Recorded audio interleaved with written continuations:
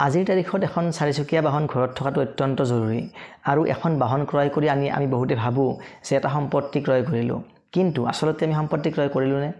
আচলতে আমি ক্ৰয় কৰিলোঁ এটা দায়বদ্ধতা। কাৰণ বাহনখন কিনি অনাৰ লগে লগে আমি দায়বদ্ধ হৈ পৰিলোঁ বেংকৰ ওচৰত যে মাহে মাহে আমি এটা EMI দিব লাগিব। গতিকে গাড়ীখন সম্পত্তি নহয়, এটা দায়বদ্ধতা। কিন্তু আপুনি সেই গাড়ীখনক দায়বদ্ধতাৰ পৰা সম্পত্তিলৈ ৰূপান্তৰ কৰিব পাৰে। কিন্তু কেনেকৈ? তাৰ এটা উপায় আছে। আপুনি গাড়ী এখন কিনি অনাৰ পিছত যদি সেই প্ৰতিদিনে আপোনাৰ গাড়ীখন ব্যৱহাৰ নহয়, তেনেহ'লে আপুনি গাড়ীখন কোনোবা এজন ড্ৰাইভাৰক ভাড়াত দিব পাৰে আৰু তাৰ পৰা আপোনাৰ এটা ইনকাম জেনেৰেট হ'ব আৰু সেই ইনকামটোৰে আপুনি গাড়ীখনৰ যিটো EMI সেই EMIটো পৰিশোধ কৰিব পাৰিব। তেনেকৈ আপুনি আপোনাৰ যিটো দায়বদ্ধতা সেইটোৰ পৰা আপুনি হাত সাৰিব পাৰিব। ফৰ এক্সাম্পল, যদিহে আপোনাৰ ঘৰত ল'ৰা ছোৱালী আছে, ল'ৰা ছোৱালী পঢ়ুৱাই আছে, তেনেহ'লে সেই ল'ৰা ছোৱালী পঢ়ুৱাৰ ওপৰত আপুনি মাহে মাহে এটা টকা খৰচ কৰিব লাগে আৰু সেইটো আপোনাৰ এটা ৰেছপনচিবিলিটি, মানে দায়বদ্ধতা।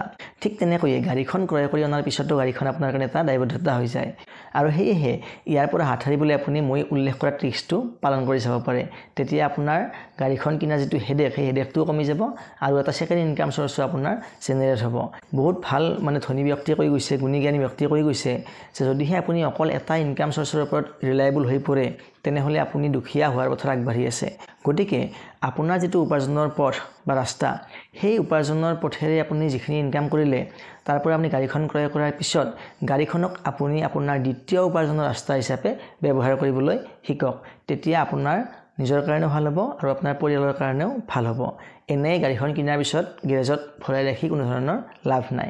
কিন্তু যিসকল ব্যক্তিৰ দৈনন্দিন প্ৰয়োজনত গাড়ীখন ব্যৱহাৰ হৈ থাকে, তেখেতসকলৰ ক্ষেত্ৰত এইটো কথা প্ৰযোজ্য নহয়। কিন্তু যিসকল ব্যক্তিৰ মাহটোত কেৱল এদিন বা দুদিনেই গাড়ীখন ব্যৱহাৰ হয়, বাকী কেইদিন এনেই বহি থাকে, তেওঁলোকে এইটো ট্ৰিক্স পালন কৰি চাব পাৰে।